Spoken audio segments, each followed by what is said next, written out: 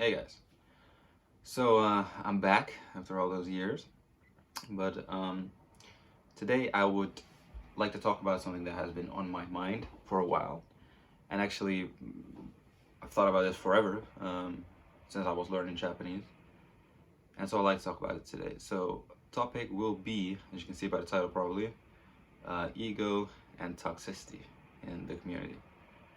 And so what do I mean by that? So I'm talking in general terms here.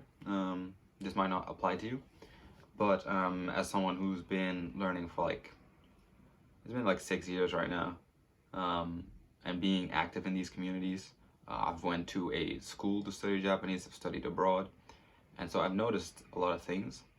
And one thing that always stuck out to me is that if it's very hard to talk about learning Japanese to other people, right? That are not Japanese, so other foreigners, as they would say. And I always sense this kind of competition or this, ego thing. And this always confused me because when I started out, obviously I wasn't good forever. I'm good now, but I never had this idea that I was above anybody. And if someone would come up to me and be like, I'm really good, I would respect that.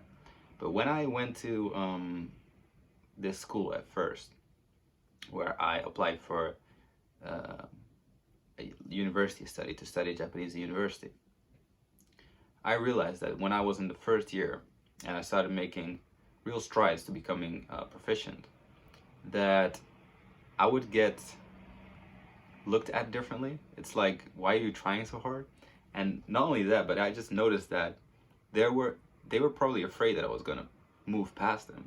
So I had this ego thing, and every time I interacted with these people, they would try to almost put me down. And it's like when I said, "Yeah, I'm just learning from anime, watching that, taking notes and stuff," and they would be like, "Oh, you can't watch from anime and stuff," and it would be very condescending always. As I find this very confusing because, when I tried to go to this university, I was like, it's gonna be awesome. I'm gonna be surrounded by like-minded people, and I'm gonna be able to share my passion, and we're gonna be able to share ideas and methods, and we're gonna, it's gonna be fun. Like pretty much in every other hobby, this would probably be the case. However, I realized very quickly that in this university, you know, it's almost like the crabs in the bucket thing, right? And I'm like, why is that? It's like, does Japanese attract this crowd or whatever? It was always very strange to me. And still to this day, whenever I see it and I interact with these people, I'm trying to make almost clear to them that I'm not of that kind, because I always sense that people assume that I'm always like that, also like that, So when I first interact with people, it's like, yeah, I'm good, but I respect you. I celebrate that you're learning Japanese. I want to help you. I'm not judging you. And that's the real thing that I sense. Some people are really afraid to talk about it. I had friends, and when I'm like, okay, I can help you. What's your level? And they would almost not even dare to speak. It's almost like people are are traumatized by this stuff, And I feel like it needs to be talked about. I feel like we need to get rid of the shame and the ego thing and the toxicity. And it's not only about level, It's not only about how good you are, because I think people really take pride in that. And I think that's, you're allowed to be proud of yourself in this thing. But it's like, if your ego is so attached to how good you are at Japanese, and I understand it, especially if you're young, because we are all probably very young when we're learning this, and when you're first passion, when your niche is what you're good at is Japanese, that's going to be very big part of your identity. And so when someone better comes along, let's say your identity is I'm good at Japanese, and then someone better comes along, that's a threat, But I want to spread the message that that's not, that doesn't have to be, because you can still enjoy it, you can still be good, but we can be good together. There can be a group of multiple people. It doesn't only have to be one person, and you can still match your identity with. I think that's fine. But this ego is very attached to how good am I, and I think that's also